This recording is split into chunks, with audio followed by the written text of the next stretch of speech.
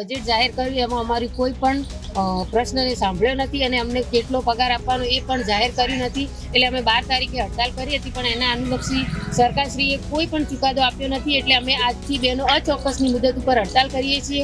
અમે offline online બધું જ કામ બંધ કરીશું. જ્યાં સુધી અમારા પ્રશ્નોનો ઉકેલ નહીં આવે ત્યાં સુધી અમે આંગણવાડીઓ પણ ખોલવાના નથી કે ઓનલાઈન કે ઓફલાઈન કોઈ કામ કરવાના નથી. સરકારને એ જ છે કે બહેનો શું ચોર છે? અમે ચણા તુવર દાળ ખાઈ જઈએ છીએ, અમે લાભ તો આપીએ જ છીએ બધાને, અને જે પાયાનું ઘડતર છે એ અમે કરીએ છીએ. તે છતાં સરકાર બહુ એટલે બહુ અમારા ઉપર આંખ નીચી રહી છે. અને જો સરકાર અમારી માગણીઓ નહીં સ્વીકારે તો અમે અનિશ્ચિતકાળની હડતાલ ઉપર બેઠા છીએ. અને અમને સરકાર બનાવતા આવડે છે તો અમને સરકાર બગાડતા પણ આવડે છે.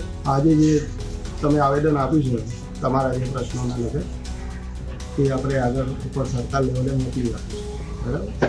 અને તમારા પ્રશ્નો સરકાર ધ્યાનમાં લે એ